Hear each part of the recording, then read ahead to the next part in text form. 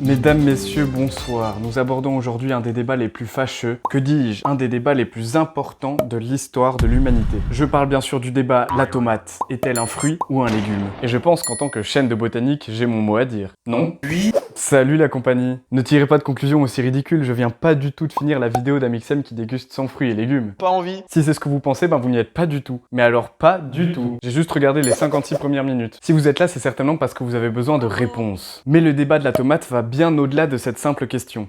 Mais commençons tout de suite par la définition du mot légume. Légumes, plantes cultivées rentrant souvent dans l'alimentation humaine. Est-ce que la tomate répond à tous ces critères? Oui, tout à fait, et même extrêmement bien. Fin de vidéo, merci à tous, abonnez-vous. Et maintenant, cherchons le mot légume dans un livre purement destiné à la botanique.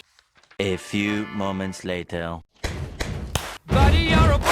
Ah ben, y a pas le mot légume. Par contre, j'ai eu le mot légumineuse qui a plus l'air d'être décrit comme une famille botanique. Ça fait beaucoup d'informations, mais il faut retenir une seule chose. Le mot fruit, tout comme le mot calice ou éperon, change de définition en fonction des domaines dans lesquels ils sont employés.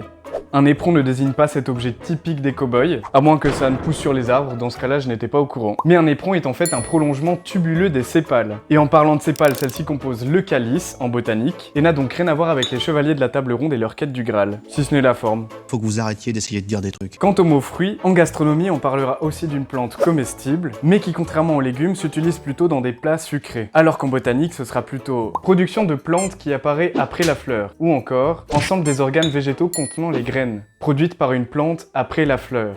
Et là, si vous avez suivi, on se rend compte que la tomate rentre très bien dans ces définitions aussi. Alors c'est ça la conclusion? La tomate c'est un peu des deux et finalement on s'en fout? Eh bien non. Puisque pour moi il y a une grande différence entre les définitions qui proviennent de la gastronomie et celles qui proviennent de la botanique. Je vous explique.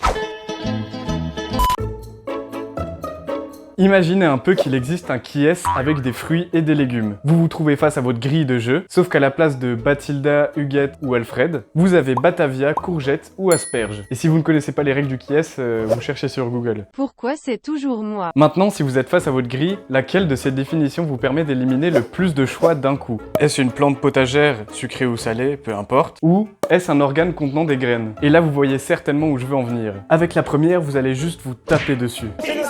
Et effectivement, tout se justifie. La carotte contient assez de sucre pour remplacer la betterave sucrière, la courge se cuisine aussi très facilement dans les desserts, les olives ne sont pas du tout potagères et pourtant elles ont un goût plutôt salé, et à l'inverse, la pomme accompagne très bien des salades en entrée. En fait, même les orties pourraient être considérées comme des légumes. Finalement, votre partie de qui est ce légume va se transformer en match de boxe. Alors qu'avec la deuxième question, vous pouvez éliminer les poireaux, les épinards, les choux, les brocolis, bref, tout ce qui ne contient pas des graines. Et ce, en mettant tout le monde d'accord. Ce que je veux dire, c'est que ça n'est pas un hasard si on ne trouve pas la définition du mot légume dans un glossaire de livres de botanique. Enfin, si, on le retrouve, mais explosé en plein de petits morceaux à travers le glossaire. Puisque n'importe quelle partie comestible d'une plante peut se faire appeler légume.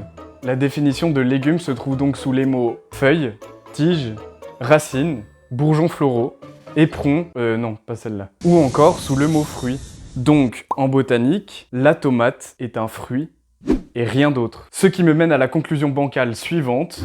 La botanique est une science qui range les choses qu'elle observe dans des définitions indiscutables. Indiscutables, j'ai dit. Alors que la gastronomie est une expression de la culture, ou un art si vous préférez. Donc son domaine c'est plutôt la créativité et non la classification. Si la tomate rangée parmi les fruits nous perturbe tant, c'est à cause de son goût et de sa place en alimentation. On se voit mal mettre de la tomate en dessert dans une bonne salade aubergine-concombre, au même titre que des framboises à la vinaigrette en entrée. Donc pour un gastronome, c'est difficile de dire que la tomate est autre chose qu'un légume. Mais d'un point de vue de cette noble science qu'est la botanique, il n'y a pas plus fruit que la tomate, l'aubergine ou le concombre. Pensez à liker la vidéo, merci de l'avoir suivi. Abonnez-vous!